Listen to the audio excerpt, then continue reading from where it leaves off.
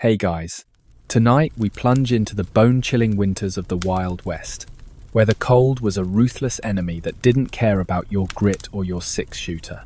Picture yourself standing on a windswept prairie. The year is 1880, and the air stings your face like 1,000 tiny knives. Snow dust swirls around your boots, and the horizon is just a grey smear of clouds promising more misery. You're out here, miles from anywhere, with nothing but a thin coat and a stubborn streak to keep you alive. Spoiler alert, you probably won't survive this without some serious luck and know-how. So, before you get comfortable, take a moment to like the video and subscribe, but only if you genuinely enjoy what I do here. Drop a comment with your location and the time where you are. I love picturing you all cozied up across the globe. Now, dim the lights, maybe turn on a fan for that soft background hum, and let's ease into tonight's journey together. You're not in some romanticized cowboy flick with a cozy campfire and a harmonica soundtrack. No, you're in the real Wild West, where winter was a beast that could kill you faster than a rattlesnake. The Great Plains, the Rockies, the Sierra Nevada, these places turned into frozen nightmares from November to March. Temperatures could plummet to 20 below zero, and that's before the wind chill, which felt like it was peeling your soul right out of your body. You're a homesteader, maybe, or a rancher, or just some poor soul who thought Westward Ho sounded like a grand adventure. Now you're stuck, shivering in a world where survival hinges on outsmarting the cold. Let's set the scene. It's the Dakota Territory, 1880s, and winter's just rolled in like an uninvited guest who trashes the place. The mainstream fact here is that the Little Ice Age, a period of global cooling that lingered into the 19th century, made winters in the American West particularly brutal.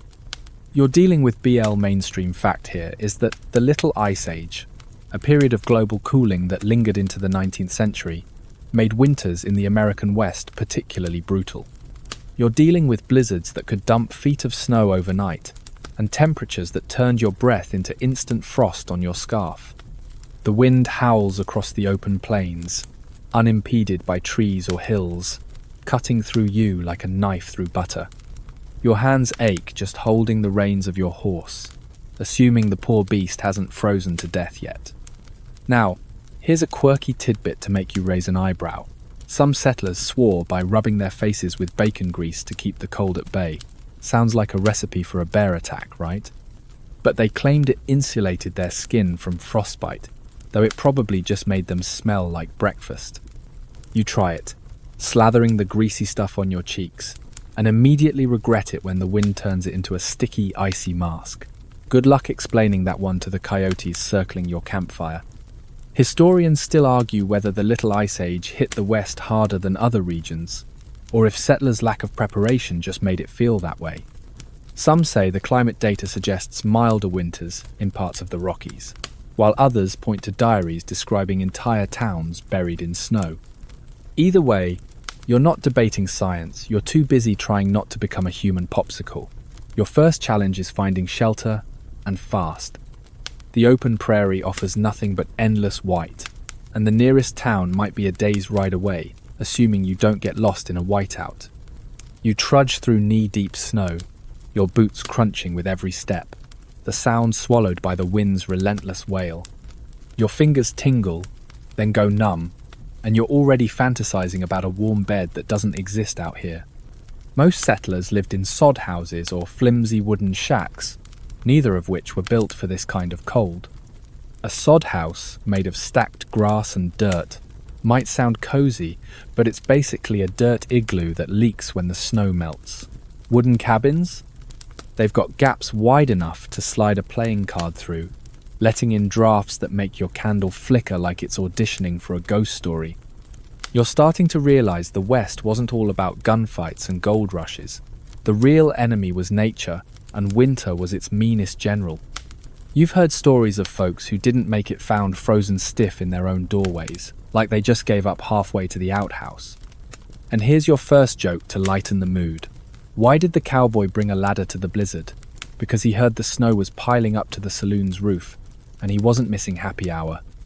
Okay, maybe not your best plan, but you're desperate for any warmth, even if it's just the burn of bad whiskey. Your immediate goal is simple: don't die. You need shelter, heat, and something to eat before your body starts shutting down. The cold doesn't care that you're tough, or that you've got a homestead to prove up. It's an equalizer, turning cowboys, farmers, and dreamers into shivering bundles of regret. You spot a low hill in the distance, maybe a chance to dig in, make a snow cave, or find a windbreak. Your horse snorts, its breath a cloud of steam, and you pat its flank, promising you'll both make it through. Spoiler, it's going to be a long night. Every step feels heavier, the snow clinging to your boots like it's got a personal grudge. You're thinking about the folks back east, sipping tea by a fireplace, while you're out here wrestling with a climate that doesn't play fair. Another joke for you. What's a Wild West winter's favourite game? Freeze tag, and you're always it. You chuckle, but it's weak, because the cold's already sapping your energy. You need to find a way to hunker down, or you're not making it to spring. As you stumble forward, you remember hearing about the Plains Indians, who've been surviving these winters for centuries. They've got tricks you wish you knew: snow-packed walls for insulation maybe, or ways to read the sky before a storm hits. For now though, it's just you, your wits, and a whole lot of snow. You're learning the hard way that the Wild West doesn't care about your dreams of manifest destiny. It's a land of beauty and brutality, and right now, it's testing every ounce of your resolve. You're still out there, trudging through the Wild West's frozen grip, your breath puffing out in frosty clouds that vanish into the grey sky. The wind hasn't let up, and it's like the prairie itself is trying to shove you back east. You've found a spot to hunker down a rickety cabin you're calling home, though it's about as cozy as a barn in a hailstorm. The walls are thin, the roof leaks, and the cold seeps in like an uninvited guest who won't leave. You're learning fast that surviving winter here isn't just about grit. It's about outsmarting the elements in a shelter that feels like it's conspiring against you. This cabin, if you can call it that, is your only defense against the Dakota Territory's brutal chill. Most settlers in the 1880s lived in homes like this, hastily built, often from whatever was at hand. The mainstream historical fact is that many homesteaders relied on sod houses made by stacking blocks of prairie turf because timber was scarce on the plains. These soddies were cheap and quick, but they were no match for winter. You're in one now. The walls a mix of dirt and grass roots that crumble when you lean too hard. The roof, a patchwork of more sod and some scavenged wood, sags under the weight of fresh snow. Every gust of wind finds the cracks, whistling through like it's mocking your attempt at comfort. You shove a rag into one of the bigger gaps, but it's like trying to plug a dam with a toothpick. The floor is packed dirt, cold enough to numb your feet through your boots. You've got a small fireplace, but the chimney's half blocked, so smoke curls back into the room, stinging your eyes. You're coughing, squinting, and wondering if you should have stayed in Ohio. Here's a quirky tidbit to make you smirk. Some settlers stuffed their walls with old newspapers for insulation, believing the headlines about Western opportunity might somehow keep them warm. You try it, wedging a tattered copy of the Chicago Tribune into a crack, but all you get is a drafty breeze and a headline about a cattle baron's latest feud. Real helpful. Historians still argue whether sod houses were a stroke of genius or a desperate compromise. Some say they were sustainable, using the land itself, while others point out they were damp, buggy, and collapsed in heavy snow. You're leaning toward the desperate camp as you huddle closer to your fire, which is more smoke than flame. The cold is relentless, creeping up from the floor, down from the roof, and through every wall. You've got a blanket, but it's threadbare, and you're starting to think it's more decorative than functional. You pile on every piece of clothing you own: 2 shirts, a vest, a coat that smells like it's been through a stampede. It's not enough. The wind rattles the door, and you brace it with a chair, hoping it holds. You're burning what little wood you've got, but it's green and sizzles more than it burns. You've heard stories of folks running out of fuel and burning their furniture, their fences, even their dreams in the form of old love letters. You're not there yet, but you're close. Joke number 1. Why did the settler burn his diary? Because, dear diary, I'm freezing, wasn't worth keeping. You chuckle, but it's hollow, your teeth chattering as you poke the fire. Your biggest worry is the leaks. Snow melts on the roof, dripping through in icy rivulets that pool on the floor. You've got a bucket, but it's already half full, and you're too tired to keep emptying it. You move your bedroll to a drier corner, but dry is relative when the walls are practically sweating. You're starting to understand why so many homesteaders gave up after one winter. The Homestead Act of 1862 promised 160 acres if you could stick it out for 5 years, but the fine print didn't mention the cold that makes your bones ache or the wind that sounds like it's laughing at you. You're not alone in this struggle.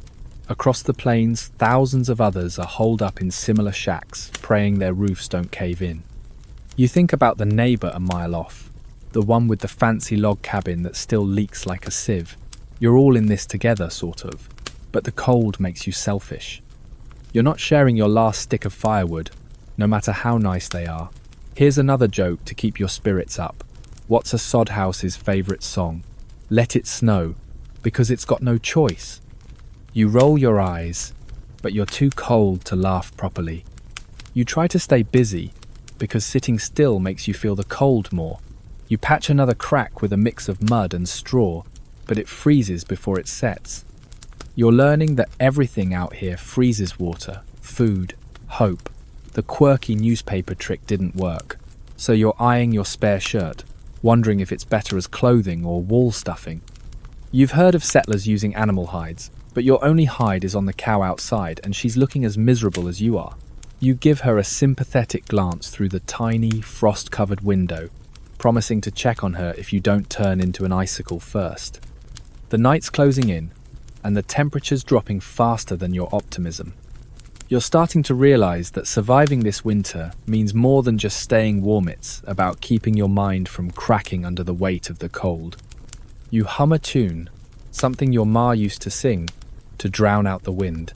It's not much, but it's a reminder that you're still here, still fighting.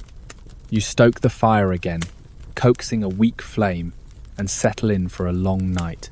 You're not sure what's worse, the cold outside or the damp chill inside these walls. Either way, you're in for a battle, and the winter's just getting started. You're still shivering in that drafty sod house, the wind sneaking through every crack like it's got a personal vendetta.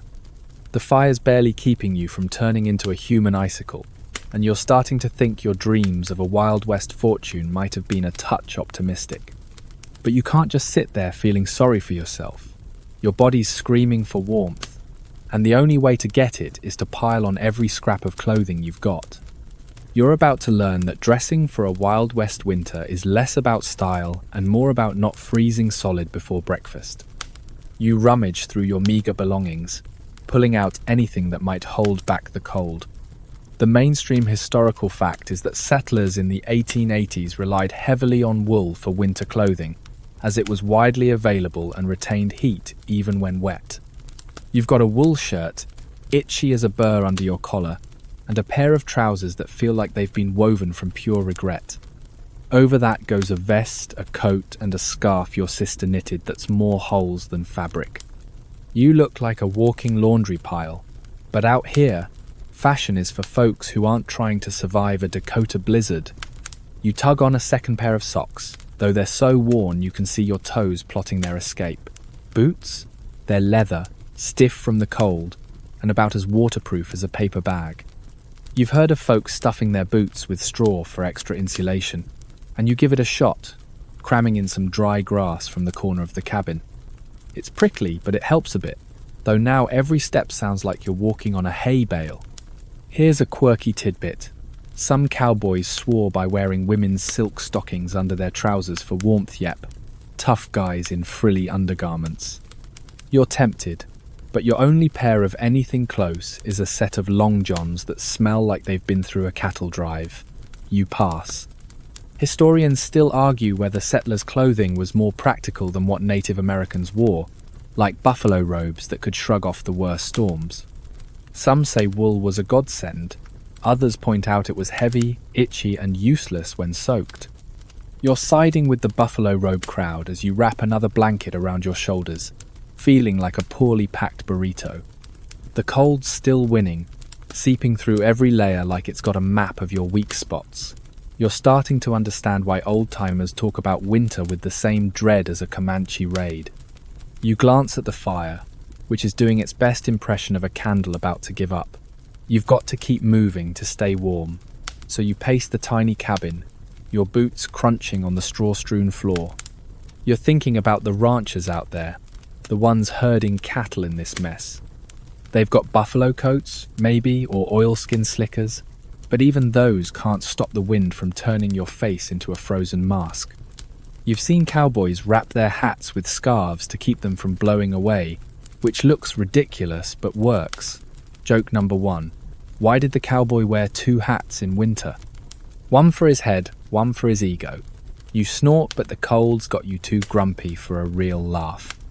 Your hands are the real problem. Gloves are a luxury you don't have, so you're wrapping them in strips of old cloth, which makes you feel like a hobo mummy.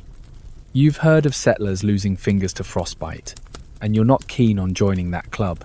You rub your hands together, blowing on them, but the warmth lasts about as long as a saloon brawl. You're starting to think about the animals outside your horse, your cow, maybe a couple of chickens if you're lucky. They're probably warmer than you, huddled together in whatever lean-to you manage to build. Joke number 2. What's warmer than a settler in winter? His horse, because it's got sense enough to grow a winter coat. You're not just fighting the cold, you're fighting the weight of it, all the isolation, the fear that one bad storm could bury you. You've heard stories of folks who got cocky, thinking they could outlast a blizzard in a light jacket. Spoiler, they didn't. You're smarter than that, or so you hope, as you dig out an old buffalo hide you traded for last summer. It's heavy, smells like a wet dog, and sheds hair like it's auditioning for a rug, but you drape it over your shoulders. Instantly, you're warmer, though you're pretty sure you now look like a bear with a bad haircut. The wind's still howling, rattling the door like it's trying to break in. You're thinking about the folks in town, maybe tucked into a boarding house with a real stove. You're jealous, but you're also stubborn, determined to make it through this winter on your own terms. You add another log to the fire, praying it catches, and tuck the buffalo hide tighter around you. Joke number 3. Why don't settlers play poker in winter? Because the cards would freeze to the table. You're too cold to laugh, but it's a nice distraction. You're learning that clothing out here isn't just about warmth, it's about survival, pride, and a little bit of hope that you'll see spring. You glance at the frost patterns on the window, like nature's etching a warning just for you. The night's long, and the cold's got no plans to let up. You settle into a chair, the buffalo hide heavy but comforting, and try to focus on something other than the chill creeping up your spine. You're in this for the long haul. You're bundled up in your sod house, looking like a wool-stuffed scarecrow, but the cold's still got its claws in you. The wind outside is a bully, rattling the walls and sneaking through every crack, but your biggest ally right now is the fire flickering in the corner. It's not much just a pile of logs spitting sparks and smoke butt. It's the only thing keeping you from turning into a block of ice. You're learning fast that in the Wild West winter, fire isn't just comfort, it's your lifeline, and keeping it going is a full-time job that doesn't pay in anything but survival. You crouch by the fireplace, the heat barely reaching your face as you poke at the logs with a stick. The mainstream historical fact is that settlers in the 1880s depended on wood or buffalo chips dried dung for fuel, since coal was rare and expensive on the frontier. Wood was your best bet if you were near a river or forest, but out here on the plains, trees are scarcer than a polite saloon brawl. You've got a small stack of logs, chopped last fall when you were naive enough to think a dozen would be plenty. Now you're rationing them like they're gold, because running out means you're done for. You toss another log on, watching it catch with a reluctant sizzle. The smoke stings your eyes, and you're coughing like you've swallowed a dust storm. Here's a quirky tidbit. Some settlers burned twisted grass bundles called prairie coal when wood ran low, claiming it burned hotter than you'd expect. You give it a try, grabbing a handful of dry grass from outside and twisting it tight. It flares up fast but dies just as quick, leaving you with a pile of ash and a room full of smoke. Great, now you're warm but smell like a campfire that gave up on life. Joke number 1. Why did the settler burn grass? Because he wanted to be the hottest guy in the room. Historians still argue whether buffalo chips were a genius fuel source or a sign of how desperate settlers got. Some say they burned clean and long. Others argue they were a smelly last resort. You're not picky, you'd burn your boots if it'd keep the fire going. The problem is, every trip outside to grab more fuel is a battle. You pull your scarf tight, open the door, and get slapped by a gust of wind, so cold it feels personal. You trudge to the woodpile, 10 feet away but it might as well be a mile, and haul back a few logs. Your hands are numb, even through your rag-wrapped gloves, and you're cursing the day you thought homesteading sounded fun. Back inside, you stack the wood carefully, knowing each piece is a few more hours of not freezing. You're thinking about the stories you've heard folks who let their fire go out and woke up with ice in their beards. You're not about to let that happen, so you're up every hour, feeding the flames like it's a fussy baby. The fire's warmth is feeble, barely reaching the far side of the room, where your bedroll is collecting frost. You've got a kettle on, hoping for hot water, but it's taking forever to boil. Joke number 2. Why is the kettle so lazy in winter? It's too cold to get steamed. You groan, but it keeps your mind off the chill. And every layer you add is a small victory against a winter that doesn't care if you make it. The fire's not just about heat, it's about hope. Every crackle is a reminder you're still in the fight. You're starting to understand why settlers treated their hearths like sacred altars. You've heard of families who lost everything when a stray spark burned their cabin down, and you're paranoid, checking the chimney for blockages. A clogged chimney means smoke fills the room, and you're already half blind from it. You're also worried about the roof-sod houses are notorious for catching fire if embers land wrong. You're not sure what's worse, freezing or burning. You're remembering that buffalo hide from last section, still draped over your shoulders like a smelly security blanket. It helps, but it's no match for the cold seeping up from the floor. You've laid down an old rug, hoping it'll insulate, but it's like putting a napkin under a waterfall. You're thinking about the ranchers out there, the ones who can't even afford a sod house and are camping under canvas tents. At least, you've got walls, leaky as they are. Joke number 3. What's a settler's favourite fireplace game? Keep away, with the cold as the opponent. You're too tired to laugh, but it's a nice thought. You're starting to ration your wood more carefully, counting each log like it's your last dollar. You've heard of folks trekking miles to scavenge driftwood from frozen rivers, and you're not looking forward to that. The wind's still howling, and every gust feels like it's stealing a little more of your heat. You're dreaming of a proper stove, the kind they have in town. But out here, you're stuck with this open hearth that's more attitude than warmth. You settle closer to the fire, the light dancing on the walls, and try to focus on the crackle instead of the cold. You're in this for the long haul, and that fire's the only thing keeping you from giving up. You're still holed up in that drafty sod house, the fire crackling weakly as the wind howls like it's got a score to settle. The buffalo hide on your shoulders is starting to feel like your only friend, but it's not enough to keep the hunger at bay. Your stomach's growling louder than the storm outside, and you're realizing that surviving a Wild West winter isn't just about staying warm, it's about finding food when the world's frozen solid. You're about to venture out into the sub-zero hell of the prairie to hunt, because if you don't eat soon, you'll be too weak to keep that fire going.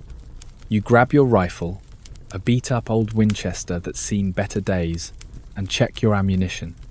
The mainstream historical fact is that settlers in the 1880s relied heavily on hunting to supplement their winter diets, as stored crops often ran low by January. Deer, rabbits, and even prairie chickens were fair game, but tracking them through snowdrifts was no picnic. You've got a sack of flour and some dried beans back in the cabin, but they're not enough to last the season. You need meat, and that means braving the cold to find something with a pulse. You pull your scarf tight, the one with more holes than a politician's promises, and step outside. The cold hits you like a fist, stealing your breath and turning your eyelashes to ice. The snow's knee-deep, and every step feels like wading through molasses. You're scanning the white expanse for tracks, but the wind's erasing them faster than you can blink. Here's a quirky tidbit. Some settlers claimed they could lure rabbits by leaving out bits of cornbread soaked in whiskey, apparently. Even bunnies couldn't resist a boozy snack. You're fresh out of whiskey, though, so you're stuck relying on your shaky aim and a prayer. You trudge toward a copse of bare trees, hoping for a deer or at least a fat squirrel. Historians still argue whether hunting was a reliable food source or a risky gamble in winter. Some say the abundance of game kept settlers fed. Others point to diaries describing weeks of starvation when storms trapped folks indoors. You're leaning toward risky as you spot a set of faint tracks, maybe a rabbit, maybe just the wind playing tricks. Your fingers are numb on the rifle, and you're regretting not wrapping them better. You're remembering that bacon grease trick from the first section. Maybe it'd help your hands, but you're not desperate enough to smell like a pork chop in wolf country. Yet, you crouch low, moving as quietly as you can through the snow, which crunches like it's announcing your presence to every critter within a mile. Your stomach's not helping, rumbling loud enough to scare off anything edible. Joke number 1. Why's a hungry settler the worst hunter? Because his stomach's louder than his gun. You smirk, but it's hard to stay upbeat when your toes feel like they're auditioning for a frostbite contest. You spot a flicker of movemanta rabbit, darting between bushes. You raise the rifle, but your hands shake, and the shot goes wide, kicking up a puff of snow. The rabbit's gone, and you're cursing under your breath. You keep moving, because standing still means freezing, and you're already imagining your neighbors back at their cabins, maybe chewing on jerky while you're out here chasing ghosts. You've heard stories of settlers getting lucky with a big killer deer, or even an elk that could feed a family for weeks. But you've also heard of folks getting lost in blizzards, their rifles useless when they couldn't see 10 feet ahead. You're keeping the cabin's smoke plume in sight, a thin grey thread against the sky, so you don't end up as one of those cautionary tales. Another set of tracks catches your eye, deeper this time, maybe a deer. You follow, your boots sinking with every step, the cold creeping up your legs like it's got a personal invitation. You're thinking about the Plains Indians, who could track game in conditions that make a settler cry. They'd use every part of the animal, meat, hide, even bones for tools. You're just hoping for enough to make a stew. Joke number 2. What do you call a settler's winter stew? Mostly snow, with a side of hope. You're too hungry to laugh, but it keeps you going. You finally spot a deer, grazing at the edge of a frozen creek. Your heart races, but you force yourself to stay calm, lining up the shot. The wind's against you, carrying your scent, and the deer bolts just as you pull the trigger. Another miss. You slump, the rifle heavy in your hands, and wonder if you're cut out for this. The cold sapping your strength, and every step back to the cabin feels like surrender. Joke number 3. Why don't deer fear settlers in winter? Because they know your aim's as frozen as your fingers. You make it back, empty-handed, but still alive, which is a win in itself. The fire's waiting, and you're already planning tomorrow's hunt. You're learning that hunger and cold are a nasty tag team, but you're not giving up. You settle by the fire, chewing on a stale biscuit, and dream of a hot meal. The winter's long, and the prairie's not forgiving, but you're stubborn enough to keep trying. You're back in your sod house, the fire barely holding off the cold, your stomach still grumbling from that failed hunting trip. The wind's screaming outside, and you're starting to think the Wild West winter is personal now, like it's got your name on its hit list. You flex your fingers, stiff from gripping that rifle in the sub-zero air, and notice they're red and tingling. Frostbite's a real threat out here. and you're not keen on losing any digits to this frozen nightmare. You're about to learn that the cold doesn't just make you shiver, it can steal pieces of you if you're not careful. You hold your hands closer to the fire, the warmth barely reaching your knuckles. The mainstream historical fact is that frostbite was a common danger for settlers in the 1880s, especially during brutal winters when temperatures could drop to 30 below zero on the Great Plains. Exposed skin could freeze in minutes, leaving fingers, toes, and noses blackened and useless. You're checking your hands now, paranoid about any numbness that lingers too long. The tips of your fingers are pale, and you're rubbing them like you're trying to coax life back into a stubborn mule. Here's a quirky tidbit to make you wince. Some settlers swore by soaking frostbitten fingers in kerosene to thaw them, claiming it restored circulation. You're not sure if that's genius or just a great way to set yourself on fire, but you're not desperate enough to try it yet. Instead, you're massaging your hands with snow, a trick you heard from a trapper who claimed it prevents deeper damage. It's cold and miserable, and you're wondering if you're just making things worse. Your boots are off too, because your toes are starting to feel like they're plotting a mutiny. Joke number 1. Why do settlers hate frostbite? It's the only thing colder than their landlord's heart. Historians still argue whether frostbite was a bigger killer than starvation in Wild West winters. Some say exposure claimed more lives, while others point to journals describing entire families weakened by hunger before the cold finished them off. You're not interested in settling that debate. You're too busy making sure your fingers still work. You wiggle them, relieved to see they're pinkening up, but your toes are another story. You're sitting as close to the fire as you dare, the buffalo hide from earlier draped over your legs, but the cold's still creeping in like it's got a key to your cabin. You're thinking about the stories you've heard settlers who didn't notice frostbite until it was too late, their fingers turning black like charred wood. You've seen a cowboy in town with a missing nose tip, and he laughed it off, saying it was just the cold's tax. You're not laughing. You're remembering that failed hunt, how the wind bit your face while you chased that deer. You're kicking yourself for not wrapping your scarf tighter, but out here, you learn by screwing up. Joke number 2. What's a settler's least favorite dance? The frostbite shuffle, because it's got no rhythm. You snort, but it's a weak effort, your mind on the tingling in your feet. You're starting to understand why folks out here are so paranoid about keeping warm. You've got your fire going, but it's a fickle friend, spitting smoke and eating through your woodpile faster than you'd like. You're wrapping your feet in an old shirt, hoping the extra layer helps, and you're eyeing that bucket of snowmelt water, wondering if a warm soak is worth the effort. Probably noted freeze before you could enjoy it. You're also thinking about the animals outside, your horse and cow, who are probably tougher than you but still at risk. You'll check on them soon, but first, you've got to make sure you're not losing any body parts. The wind's still howling, rattling the door like it's trying to break in and finish you off. You're remembering that newspaper-stuffed wall from the cabin section, and you're tempted to rip it out and burn it for extra heat. But that just let in more cold, so you settle for tucking the buffalo hide tighter around you. You're starting to feel like a turtle, retreating into your shell of wool and hide, but it's better than the alternative. Joke number 3. Why is frostbite so sneaky? It tiptoes in while you're dreaming of summer. You're too cold to laugh properly, but it keeps your spirits from freezing solid. You're learning that frostbite isn't just a physical fight, it's mental too. Every tingle, every numb spot makes you second-guess yourself. You're checking your ears now, because you've heard they can freeze without you noticing. They're cold but fine, thank goodness. You're thinking about the folks in town, maybe huddled in a boarding house with a proper stove, and you're jealous. But you're also stubborn, determined to beat this winter on your own terms.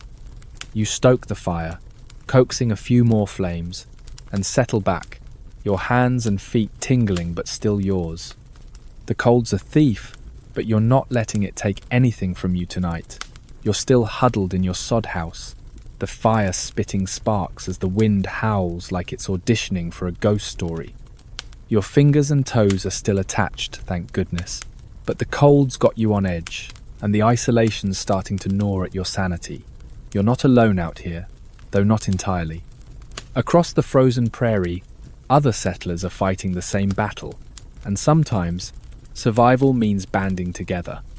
You're about to trek through the snow to join your neighbors, sharing heat, food, and stories to keep the winter's chill from breaking you. You wrap yourself tighter in that buffalo hide, the one that's starting to feel like a second skin, and check your supplies. You've got a loaf of hard bread and a few strips of jerky enough to share, barely. The mainstream historical fact is that communal gatherings were a lifeline for settlers in the 1880s, especially during harsh winters when isolation could drive folks to despair. Neighbors would huddle in the sturdiest cabin, pooling firewood, food, and morale to outlast blizzards. You're headed to the Johnsons' place, a mile off, where a few families are gathering to ride out the latest storm. It's a risky trek, but staying alone feels riskier. You step outside, the cold slapping you like an angry bartender, the snow's up to your shins, and the wind's throwing ice pellets in your face. You've got a lantern, but its light barely cuts through the swirling white. Here's a quirky tidbit. Some settlers tied ropes between their cabins and barns to avoid getting lost in blizzard's literal lifeline to the outhouse. You wish you'd thought of that, because right now, you're squinting to keep the Johnsons' chimney smoke in sight. You're trudging, each step a fight, and you're already regretting not stuffing your boots with more straw-like back in the clothing section. Joke number 1. Why do settlers love winter parties? Because misery loves company, and so does frostbite. Historians still argue whether these communal gatherings were more about survival or sanity. Some say they were practical, sharing resources. Others argue they were social glue, keeping communities from fracturing under winter's weight. You're not sure where you stand, but you're desperate for a warm room and a friendly face. The Johnsons' cabin is bigger than yours, with actual log walls, though it's still drafty as a broken bellows. You knock, and Mrs. Johnson ushers you in, her face red from the cold but smiling. Inside, it's a crowded mix of settless old man Peterson, the widow Carter, and a couple of kids who look as miserable as you feel. The room's warmer than your place, thanks to a roaring fire and a stove that's actually doing its job. You hand over your jerky, and Mrs. Johnson adds it to a pot of stew that smells like heaven, even if it's mostly potatoes and hope. You're all squeezed in, blankets and hides draped over shoulders, and someone's passing around a jug of cider that's suspiciously strong. You take a sip, feeling the burn chase away the chill. The group's swapping story tales of lost cattle, near misses with wolves, and that one time Peterson tried to ride out a blizzard and ended up in a snowbank. Joke number 2. What's a settler's favourite winter story? The one where they don't freeze to death. You're starting to feel human again, the warmth and chatter thawing your mood. Someone pulls out a fiddle, and the notes are shaky but welcome, cutting through the wind's wail outside. You're remembering that failed hunt from earlier, how you came back empty-handed, and you're grateful for the stew, even if it's thin. The kids are playing checkers with pebbles, and you're tempted to join, but your hands are still too stiff. You're thinking about the Plains Indians, who'd gather in teepees, their buffalo robes far better than your leaky walls. They'd share stories too, but theirs were about spirits and stars, not frostbitten toes. The fire's crackling, and you're all pitching in to keep it fed, passing logs like a sacred ritual. You're reminded of that prairie coal from the fire section nobody's burning grass tonight, but you're all ready to burn anything if it means staying warm. The cider's making the rounds again, and you're feeling looser, maybe even cracking a smile. Joke number 3. Why's a winter gathering like a saloon?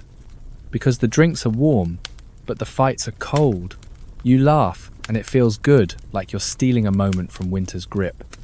But the storm's still raging outside, and you know this warmth is temporary. You're all sharing what you've got, food, fuel, even a few bad jokes, but it's a fragile bubble. You're thinking about the trek back to your cabin, and it's not a happy thought. For now, though, you're here, surrounded by folks who get it, who know the cold's not just weather, it's a test.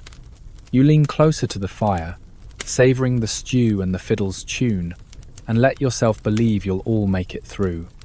The winter's long, but tonight, you've got company, and that's enough to keep you going. You're back in your sod house, the warmth of the Johnsons' gathering still a faint memory as the cold creeps back into your bones. The fire's down to embers, and you're rationing your last few logs like they're gold nuggets. But it's not just you feeling the pinch outside. Your livestock are out there in the blizzard, and they're as much a part of your survival as that flickering flame. You're a rancher now, or at least trying to be, and keeping your animals alive through this Wild West winter is a fight that could make or break your future. You pull on your boots, still stuffed with straw from the clothing section, and brace for the cold. Your horse and a handful of cattle are huddled in a makeshift corral, a flimsy setup of posts and canvas that's barely holding up against the wind. The mainstream historical fact is that livestock losses were catastrophic during 1880s winters, especially during the infamous Great Die-Up of 1886, 1887, when blizzards killed thousands of cattle across the Great Plains. Ranchers could lose entire herds overnight, their livelihoods buried under snowdrifts. You're not dealing with that scale of disaster yet, but your 6 cows and that stubborn horse are all you've got, and you're not letting them go without a fight. You trudge out, the snow crunching underfoot, the wind slicing through your buffalo hide like it's tissue paper. The corral's a sorry sight, half buried, with your cattle pressed together, their breath steaming in the icy air. Your horse snorts, giving you a look that says, "You dragged me out here for this?" You're checking their shelter, a lean-to you built last fall, but it's sagging under the snow's weight. You grab a shovel and start clearing, your hands aching in their rag-wrapped gloves. Here's a quirky tidbit. Some ranchers smeared their cattle's backs with mud and straw to create a makeshift blanket against the cold. You're tempted, but your cows are already looking at you like you've lost your mind, so you stick to piling snow around the corral's base for insulation. Historians still argue whether ranchers could have prevented the massive livestock losses of the 1880s through better planning, or if nature was just too brutal. Some say open-range grazing left cattle vulnerable. Others argue no shelter could withstand those blizzards. You're not sure who's right, but you're cursing yourself for not building a sturdier barn. Your cattle are shivering, their hides dusted with frost, and you're hauling hay from a small stack you covered with a tarp. It's not much, but it's all you've got to keep them fed. Joke number 1. Why don't cows complain about winter? Because they're too busy moving to stay warm. You mutter it to yourself, but the wind drowns out your chuckle. You're remembering that communal gathering at the Johnsons', how you all shared stew and stories. You wish you could herd your cows into their cabin, but that'd probably start a riot. Instead, you're out here, breaking ice off the water trough with a hammer. The water's frozen solid, and you're hauling buckets from your fire-warmed kettle to give them something to drink. Your horse nudges you, demanding attention, and you pat its flank, promising you'll both make it through. You're thinking about the Plains Indians, who'd move their horses to sheltered valleys in winter. You don't have a valley, just a flat, frozen prairie that's trying to kill you both. The snow's piling up, and you're worried the lean-to won't hold. You're piling more snow around it, hoping to block the wind, but it's like building a castle out of sand in a hurricane. You're recalling that prairie coal from the fire section. Maybe you'll have to burn some cow chips if your wood runs out. For now, you're focused on keeping your animals alive. Joke number 2. What's a rancher's worst winter job? Playing icebreaker with a cow trough? You're too cold to laugh, but it keeps your mind off the ache in your arms. You're starting to realize that your livestock aren't just animals, they're your bank account, your future, your reason for sticking it out here. Losing them means losing everything, and the thought makes you shovel faster. You're checking each cow, looking for signs of frostbite on their ears or tails. They're tough, but not invincible, and you're muttering apologies for dragging them into this mess. You're also thinking about the wolves out there, circling in the dark, drawn by the scent of struggling cattle. You grip your rifle, just in case, but shooting in this wind would be like throwing darts in a tornado. By the time you're done, your hands are numb, and your face feels like it's been sandpapered by the wind. You trudge back to the cabin, promising to check the corral again at dawn. Joke number 3. Why is a winter rancher so tired? Because he's always chasing his herd and his dreams. You're too exhausted to smile, but you're proud you kept your animals alive for another day. The fire's waiting, and you collapse by it, the buffalo hide heavy on your shoulders. The winter's testing you, your livestock, and your sanity, but you're still here, fighting for every breath in this frozen world. You're back in your sod house, the fire barely keeping the cold at bay. Your hands still stinging from shoveling snow to save your livestock. The wind's howling like it's got a grudge, and you're starting to feel like the prairie's only mission is to make you regret ever leaving civilization. But staying put isn't always an option in the Wild West. You've got to move, whether it's to check on your cattle, fetch supplies, or visit a neighbor who might have a spare sack of flour. Traveling these icy trails is a gamble, and you're about to roll the dice, hoping you don't end up frozen in a snowbank. You're gearing up to ride to town, a 5-mile slog through snowdrifts and wind that cuts like a rusty blade. The mainstream historical fact is that winter travel in the 1880s was deadly, with settlers often caught in sudden blizzards that turned routine trips into life or death ordeals. Diaries from the period describe folks found frozen just yards from their destinations, victims of whiteouts that erased landmarks. You're not thrilled about this trip, but you're low on salt and coffee, and your stomach's reminding you that hard bread alone isn't cutting it. You saddle your horse, the one that gave you that "Are you serious?" look during the livestock section, and wrap yourself in every layer you've got. The trail's a mess, half buried in snow, with ruts from old wagon tracks frozen solid. You're riding slow, your horse picking its way through drifts, its breath steaming like a locomotive. Here's a quirky tidbit. Some settlers tied bells to their horses' harnesses to avoid getting lost in blizzards, the jingle guiding them back if visibility dropped to 0. You've got no bells, but you're keeping the distant smudge of town in sight, praying the wind doesn't whip up a whiteout. Your buffalo hide's flapping like a flag, and you're wishing you'd tried that silk stockings trick from the clothing section. Your legs are freezing through your trousers. Joke number 1. Why is a winter ride so quiet? Because even the horse is too cold to neigh. Historians still argue whether settlers took unnecessary risks traveling in winter or if they had no choice due to scarce supplies. Some say towns were too far apart for safe travel. Others argue desperation drove folks out into the cold. You're definitely in the desperation camp as you urge your horse forward, the wind stinging your face like a swarm of bees. Your scarf's frozen to your chin, and you're squinting to keep snow out of your eyes. The trail's supposed to follow a creek, but it's buried under ice, and you're relying on memory and a whole lot of hope to stay on course. Every step feels like a battle, the snow dragging at your horse's hooves, the cold seeping into your bones. You're thinking about that failed hunt from earlier, how you came back empty-handed, and you're hoping town has something to eat besides dreams of steak. You're also remembering the frostbite scare, checking your fingers inside your rag-wrapped gloves. They're numb but moving, so you keep going, muttering encouragements to your horse. Joke number 2. What's a settler's favourite winter trail game? Guess the path before you fall in a ditch. You're too cold to laugh, but it keeps your mind off the ache in your legs. You spot a marker, a gnarled tree you recognise from summer, but it's half buried, and you're second-guessing every turn. You've heard stories of travellers tying themselves to their saddles to avoid falling off in a storm, and you're tempted, but your rope's back at the cabin. The wind's picking up, and you're starting to worry about getting stranded. You're thinking about the Plains Indians, who travel light in winter, using snowshoes and following game trails. You're stuck with boots and a horse that's as fed up as you are, but you're not turning back now.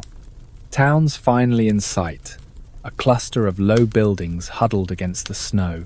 You're dreaming of a warm saloon, maybe a hot coffee, but you know it's a long shot. The trail's getting worse, and you're leaning into the wind, your horse snorting with every step. Joke number 3. Why don't settlers race in winter? Because the finish line's frozen solid. You manage a weak chuckle, but your focus is on making it to town without becoming a cautionary tale. The cold's a thief, stealing your warmth and your courage, but you're stubborn enough to keep riding. You're not just fighting for supplies. You're fighting to prove you can outlast this winter, one icy trail at a time. You've made it to town, your horse snorting steam as you dismount on legs that feel like frozen fence posts. The wind's still clawing at you, but the faint glow from the saloon's windows is calling your name. You're not here for a bender. A shot of whiskey sounds tempting. You're here for warmth, supplies, and maybe a break from the solitude that's been gnawing at you since that sod house became your icy prison. The saloon's a beacon in this Wild West winter, but it's not all warm drinks and friendly faces. It's a rowdy, smoky refuge, where trouble's as common as the frost. You push through the swinging doors, the heat hitting you like a long-lost friend. The saloon's packed cowboys, ranchers, and a few drifters, all trying to thaw out. The mainstream historical fact is that saloons in the 1880s were more than just drinking holes. They were community hubs where settlers gathered to escape the cold, share news, and sometimes settle scores.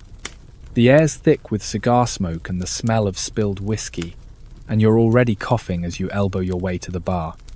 The fire in the corner's roaring, a luxury compared to your pitiful hearth back home, and you're tempted to curl up next to it like a stray dog. You order a coffee, black and hot enough to burn your tongue, and clutch the mug like it's a lifeline. Here's a quirky tidbit. Some saloons served hot toddies, laced with bizarre ingredients like cayenne pepper or turpentine, sworn to cure colds or chase the chill. You're offered one, but you stick to coffee, not trusting anything that smells like it could strip paint. The bartender's a grizzled type, missing a finger frostbite, you're guessing, remembering your own scare from earlier. You're warming up, but the noise is overwhelming. Card games, arguments, and someone banging a piano like it owes them money. Joke number 1. Why is a saloon so warm in winter? Because the fights generate more heat than the stove. Historians still argue whether saloons were a net positive for frontier communities or a breeding ground for trouble. Some say they fostered camaraderie. Others point to brawls and gambling debts that tore towns apart. You're leaning toward trouble as you dodge a spilled drink and a cowboy who's had one too many. You're here for salt, coffee, and maybe some bacon. But the saloon's also a place to hear gossip who lost their herd in the last blizzard, who's planning to head west come spring. You're listening, sipping your coffee, and feeling human again, even if the guy next to you smells like he slept in a stable. The fire's crackling, and you're soaking in the warmth, your buffalo hide draped over a chair like a trophy.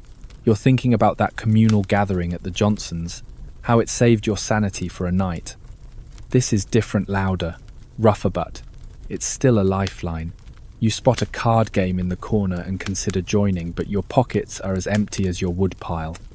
Instead, you trade a few words with a rancher who's complaining about wolves circling his cattle, a callback to your own livestock worries. Joke number 2. What's a saloon's favourite winter game? Poker. Because everyone's bluffing about how warm they are. You're starting to relax, the coffee thawing your insides, but you're keeping an eye on the door. Trouble brews fast in places like this, a wrong word, a bumped elbow, and suddenly you're dodging fists or worse. You've heard stories of saloon fights spilling into the snow, leaving folks to freeze before they could crawl home. You're not here for that. You just want your supplies and a moment to forget the cold. The bartender slides you a plate of beans, a rare treat, and you dig in, savouring the warmth more than the taste. The piano's still going, and someone's singing off-key about a lost love in Texas. You're thinking about the icy trail back to your cabin, dreading it already. The saloon's a temporary escape, but it's not home, and you're not sure which is worse right now. Joke number 3. Why do settlers love saloons in winter? Because the whiskey's warmer than their wives' glares. You chuckled, but it's weak. You're too focused on the storm outside, waiting to drag you back into its grip. You finish your coffee, grab your supplies, and pull the buffalo hide tight. The saloon's warmth is a tease, but it's given you enough strength to face the ride home. You step back into the cold, the wind waiting like an old enemy. You're back on the icy trail, the saloon's warmth a fading memory as the wind bites your face like a scorned lover. Your horse plods through the snow, carrying the precious salt and coffee you scored in town, but the cold's already creeping back into your bones. You're thinking about the Plains Indians, who've been outsmarting this brutal winter long before you showed up with your leaky sod house and big dreams. Their wisdom is your next hope for survival, and you're about to learn some tricks that might just keep you alive if you can pull them off without looking like a fool. You're headed to a nearby encampment, where a Lakota family you've traded with before might share some know-how. The mainstream historical fact is that Native American tribes like the Lakota and Cheyenne thrived in harsh winters by using techniques refined over centuries, such as insulated teepees and strategic camp placement. You're trudging through the snow, your buffalo hide your constant companion flapping like a sad flag. The trail's faint, but you spot their camp in a sheltered draw, the teepee's buffalo hide walls blending into the snowy landscape. Smoke curls from the top, and you're already jealous of their setup compared to your drafty cabin. You're welcomed with a nod, not exactly warm but not hostile either. Inside the teepee, it's a revelation cozy, with a central fire casting a soft glow. The walls are layered with hides and packed snow for insulation, a trick you wish you'd known when you were stuffing newspapers into your sod house cracks back in the cabin section. Here's a quirky tidbit. Some tribes used heated stones buried in the ground under their sleeping areas to keep warm through the night. You're offered a seat by the fire, and you're tempted to ask for a crash course in stone heating, but you settle for listening, your hands thawing around a cup of bitter herb tea. Historians still argue whether settlers could have survived without borrowing native techniques, or if their pride got in the way. Some say cultural exchange saved lives. Others argue mistrust kept settlers from learning enough. You're not too proud to beg for tips, especially when your host points out how they angle their teepee's smoke hole to block the wind genius, compared to your chimney that chokes your cabin with smoke. You're taking mental notes, sipping tea that tastes like boiled grass but warms you up. Your horse is tied outside, probably happier in the snow than you ever were, and you're wondering if you should have paid more attention to that bacon grease face-smearing trick from way back, maybe with a native twist. They share a meal-dried buffalo meat and a starchy root you don't recognize but devour anyway. You're remembering your failed hunt, how you missed that deer, and you're in awe of their ability to find food in this frozen wasteland. They explain how to read snow patterns to track game, pointing out subtle ridges you'd mistaken for wind-blown drifts.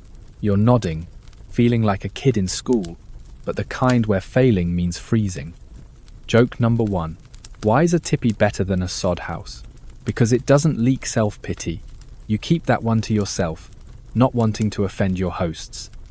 They show you how to pack snow around your boots to keep out the cold, a trick you're definitely stealing for your next trip. You're thinking about that frostbite scare, how close you came to losing a finger, and you're grateful for their advice on wrapping your hands in rabbit fur warmer than your rag gloves, and less likely to make you smell like a laundry disaster. You're also learning about windbreaks, how they pick spots shielded by hills or trees, unlike your exposed cabin that's basically a wind tunnel. Joke number 2. What's a settler's biggest winter mistake? Thinking he's tougher than the wind. You're starting to see why the Lakota don't just survive, winter they thrive.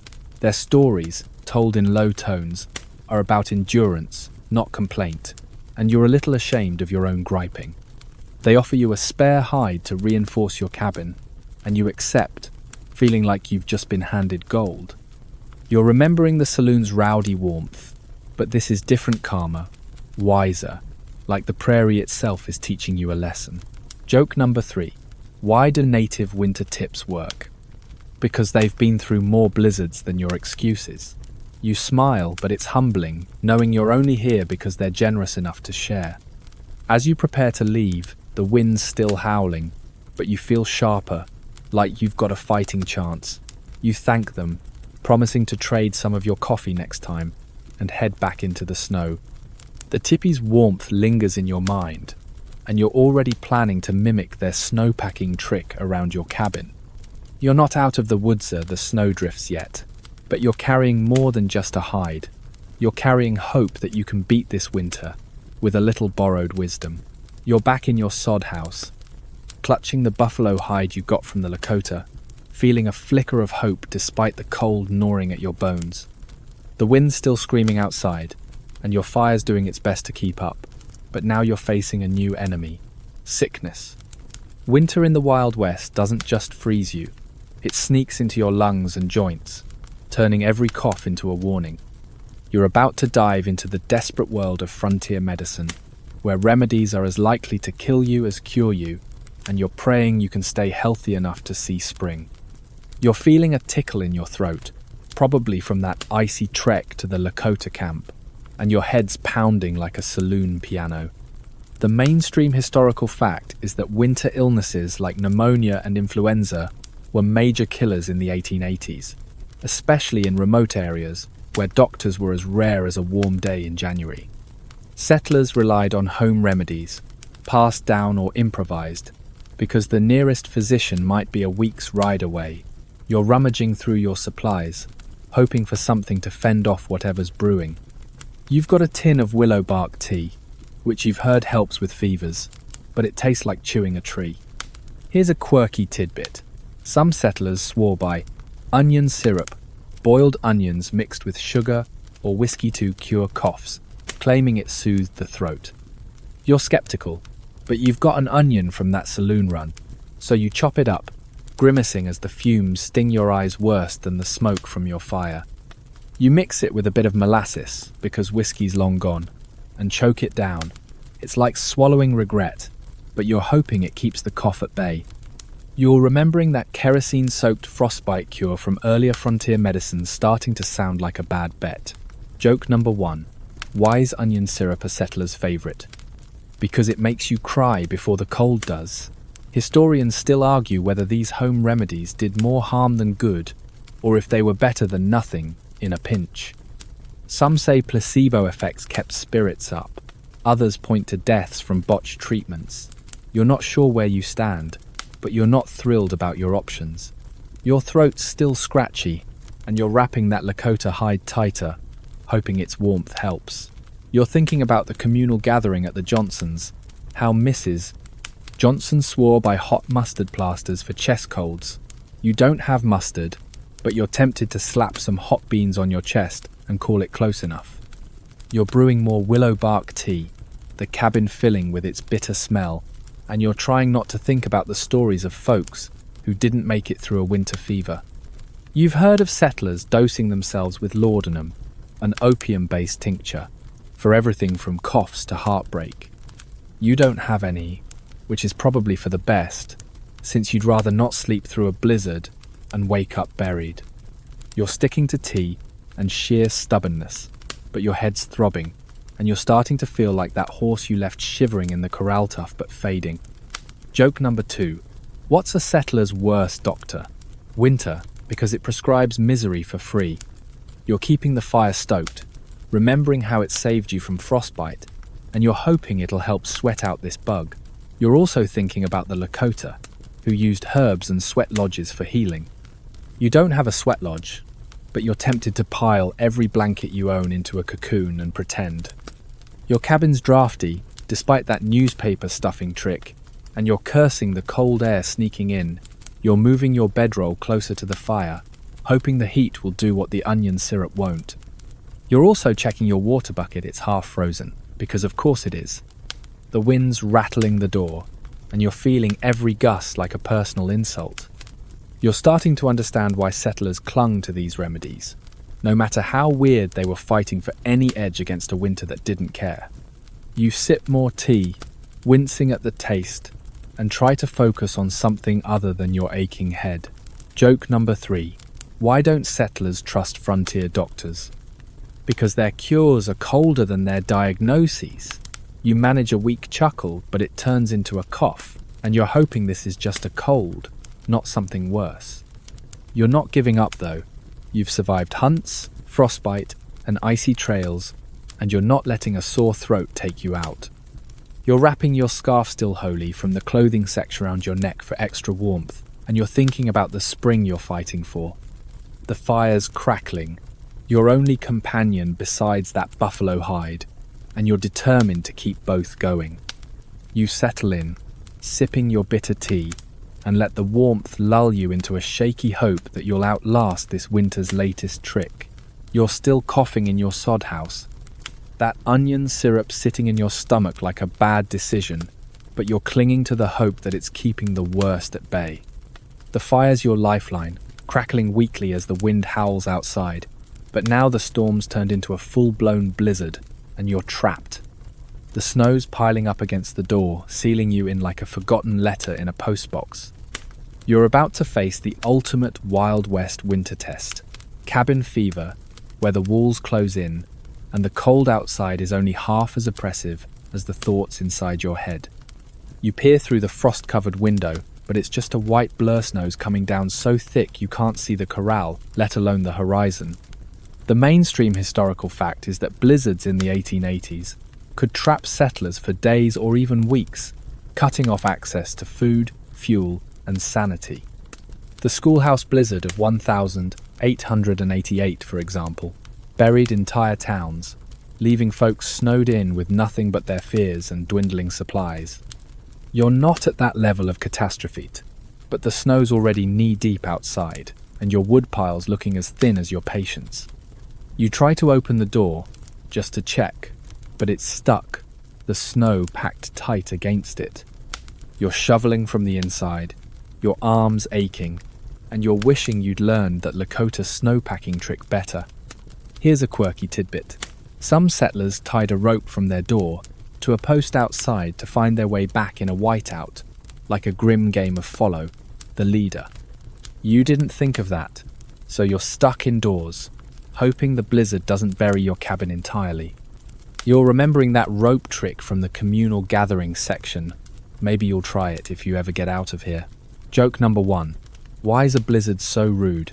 It invites itself in and never leaves.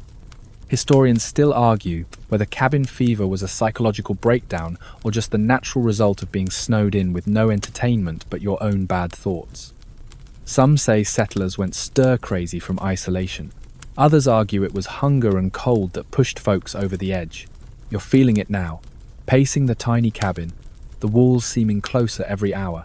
Your fire's burning low, and you're rationing logs like they're your last friends. You're thinking about that failed hunt, how you missed that deer, and now you're stuck with a sack of flour and some jerky that's tougher than your boots. You try to keep busy, patching a new leak in the wall with mud that freezes before it sets. You're humming that tune from the Johnson's gathering, but it's not helping much. The silence between the wind's gusts is eerie, like the prairie's holding its breath. You're starting to talk to yourself, muttering about the weather, the fire, even that horse outside who's probably smarter than you for staying put. Joke number 2. What's a settler's best friend in a blizzard? His own voice, because it's the only one talking. You chuckle, but it's shaky, the loneliness creeping in like the cold through those newspaper-stuffed cracks. You're digging through your supplies, hoping for something to distract you, a book, a deck of cards, anything. You find an old almanac, its pages curling, and start reading about planting seasons, which feels like a cruel joke when you're buried in snow. You're thinking about the saloon, that rowdy warmth, and how you'd trade your last coffee for a night there right now. Your cough's still lingering, a reminder of that onion syrup disaster, and you're sipping more willow bark tea, wincing at the taste. You're also checking the fire, poking it like it's personally responsible for your mood. The blizzard's relentless, the snow piling higher, and you're starting to wonder how long you can stay sane in this box of dirt and despair. You're remembering stories of settlers who lost it, carving nonsense into their walls or wandering out into the storm, never to return. You're not there yet, but you're pacing faster, the buffalo hide dragging behind you like a cape for a very tired superhero. Joke number 3. Why is cabin fever so sneaky? It creeps in while you're arguing with your firewood. You laugh, but it's more to keep the quiet at bay than anything else. You settle by the fire, wrapping the hide tighter, and try to focus on the flames. You're thinking about spring, about the Lakota's stories of endurance, about anything but the walls closing in. The blizzard's got you trapped, but you're not giving up. You're stubborn, maybe foolish, and you're determined to outlast this storm, even if it means talking to the shadows to stay sane. The fire crackles, your only company, and you cling to its warmth, waiting for the snow to stop and the world to open up again. You're still snowed in, the blizzard outside your sod house raging like it's got a personal score to settle. The walls are closing in, and your fire's burning through your last logs faster than you'd like. But there's a faint shift in the air, a whisper of hope that spring might be coming. You're peering through the frosted window, squinting for any sign of a thaw, but the Wild West winter's not done with you yet. You're about to learn that spring's promises are as slippery as the ice under your boots, and the cold's got a few more tricks up its sleeve before it lets you go. You've managed to dig out the door, the snow packed so tight it's like breaking through a fortress wall. The air outside feels a touch less vicious, maybe a degree warmer, but the snow's still deep, and the sky's a sullen grey that doesn't inspire confidence. The mainstream historical fact is that late-season snowstorms, often called false springs, were common in the 1880s, luring settlers into thinking winter was over, only to slam them with another round of blizzards. You're feeling that tease now, noticing a drip from the roof that suggests a melt, but you're not fool enough to trust it. You're still bundled in that buffalo hide, your constant companion since the Lakota camp, and you're not shedding it anytime soon. You step outside, your boots crunching on the half-frozen snow, and check the corral. Your horse and cattle are still there, looking as fed up as you feel, but alive thanks to that snowpacking trick you stole from the Lakota. Here's a quirky tidbit. Some settlers celebrated the first sign of a thaw by firing their rifles into the air, as if they could scare winter away.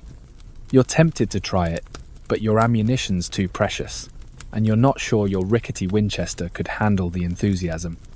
Instead, you're clearing snow from the corral, hoping to give your animals a break, but the wind's already dusting fresh flakes over your work. Joke number 1. Why is spring so shy in the West? Because winter's a bully that won't leave the party. Historians still argue whether these false springs were more psychologically crushing than the deepest winter months. Some say they gave settlers hope. Others argue the dashed expectations drove folks to despair. You're leaning toward despair as you spot a patch of bare ground, only for a gust of icy wind to remind you winter's still in charge. You're thinking about that cabin fever from the last section, how it nearly broke you, and you're determined to keep moving to stay sane. You're hauling water for the livestock, breaking ice off the trough again and cursing the cold that's laughing at your optimism. You're back inside, stoking the fire with your dwindling woodpile, and you're starting to ration even tighter, remembering the prairie coal from the fire section. You're not burning cow chips yet, but it's close. The drip from the roof's getting worse, turning your dirt floor into a muddy mess, and you're stuffing more rags into the leaks, wishing you'd kept that newspaper from the cabin section. You're also checking your supplies flowers low, jerky's almost gone, and that onion syrup from the medicine section is still haunting you. You're dreaming of fresh greens, but the prairie's offering nothing but snow and disappointment. The wind's picking up again, and you're bracing for another storm, your brief hope of spring fading like a bad dream. You're thinking about the saloon, that fleeting warmth, and how you'd trade your last coffee for a hot meal right now. You're also remembering the Lakota's stories of patience, how they waited out winter with a calm you're struggling to mimic. Joke number 2. What's a settler's favourite spring activity? Hoping, then moping, then shoveling again. You mutter it to yourself, but the humour's thin when you're wiping mud off your boots. You're keeping busy patching the roof with a mix of mud and straw, but it's like trying to fix a broken promise. The cold's still seeping in, and you're wrapping the buffalo hide tighter, feeling like a walking furball. You're starting to understand why so many settlers packed up after one winter. The false hope of spring is almost crueler than the blizzards. Joke number 3. Why is spring in the West so tricky? It's got more fake-outs than a saloon card shark. You manage a weak smile, but your focus is on the fire, the only thing keeping you from giving up. You settle by the hearth, the drip-drip of the roof, a mocking reminder of spring's broken promise. You're not beaten yet, though you've survived hunts, frostbite, and cabin fever, and you're not letting a late storm win. You're thinking about the future, about planting crops if the ground ever thaws, about proving you're tougher than this winter. The fire crackles, your buffalo hide warm, and you cling to the stubborn hope that spring's out there, somewhere, waiting to keep its word. You're still hunkered down in your sod house, the fire flickering like it's as tired of this winter as you are. The false spring's betrayal stings, with snow piling up again outside, but you've made it this far through hunts, frostbite, blizzards, and the creeping dread of cabin fever. You're battered, but you're still here, and now you're reflecting on what it took to survive the Wild West's brutal cold. Every frozen step, every desperate trick, has woven a story of endurance you'll carry long after the snow melts. You're not just surviving, you're building a tale to tell, one that proves you outlasted a season that broke tougher souls than yours. You're sitting by the fire, the buffalo hide your faithful sidekick since the Lakota camp draped over your shoulders. The mainstream historical fact is that survival in the 1880s Wild West winters forged a resilient spirit among settlers, shaping the mythology of the frontier as a place where only the stubborn thrived. Thousands didn't make it lost to cold, hunger, or despair, but those who did, like you, carried stories that became legends, passed down in diaries and tall tales. You're thinking about your own story now, how you've dodged frostbite, kept your livestock alive, and learned from the Lakota's wisdom. It's not glamorous, but it's yours. You poke the fire, coaxing a few more flames, and glance at the frost patterns on the window, less menacing now that you've faced worse. Here's a quirky tidbit. Some settlers carved their initials into their cabin walls to mark their survival, like signing a contract with winter itself. You're tempted to scratch your name into the sod, but the wall's too crumbly, and you're not sure it'd last. Instead, you're etching this moment in your mind, the smell of smoke, the weight of the hide, the faint hope of spring that's starting to feel real. You're remembering that onion syrup disaster from the medicine section, chuckling at how you choked it down. Joke number 1. Why is a settler's story so tough? Because it's written in frost and grit. Historians still argue whether survival in the Wild West was more about luck or skill. Some say preparation and community like that gathering at the Johnsons made the difference. Others argue the weather was so brutal that chance decided who lived. You're leaning toward a mix of both because you've been stubborn and lucky, from that failed deer hunt to the saloon's fleeting warmth. You're checking your supplies again, flour's nearly gone, but you've got enough jerky to last a few more days. The snow's still falling, but it's lighter now, and you're daring to believe the worst is over. You're thinking about the folks you've met along the way, the Lakota family who shared their hide and wisdom, the rowdy saloon crowd, the neighbors who kept you sane. Each taught you something, from snowpacking tricks to the art of not losing your mind in a blizzard. You're even grateful for that horse, still snorting outside, who's carried you through icy trails without complaint. Joke number 2. What's a settler's real trophy? Not gold, but a winter survived. You smile, feeling the truth of it, the fire's warmth sinking into your bones. You're starting to plan for spring, imagining planting crops, maybe even building a better cabinone with fewer leaks than this sod disaster. You're remembering the prairie coal you never had to burn, thank goodness, and the rope trick you'll definitely use next winter. The cold's still out there, but it's losing its edge, like a bully who's run out of steam. You're stronger now, not just in body but in spirit, because you've faced a season that didn't care if you lived or died. Joke number 3. Why do settlers brag about winter? Because it's the only fight they can't lose twice. As the fire burns low, You feel a quiet pride settling in. You've survived the Wild West's cold, not by being the toughest, but by being too stubborn to quit. The wind's softer now, the snow slowing, and you're starting to believe you'll see green grass again. You pull the buffalo hide closer. Its familiar weight, a reminder of every battle you've won. The fire's glow fades, casting long shadows across your sod house. The walls no longer enemies, but silent witnesses to your survival. The wind's hum is gentler now, a lullaby compared to the blizzards you've endured. You sink deeper into the buffalo hide, its warmth wrapping you like a promise kept. Outside, the snow settles, each flake softer, slower, as if winter's finally exhaling.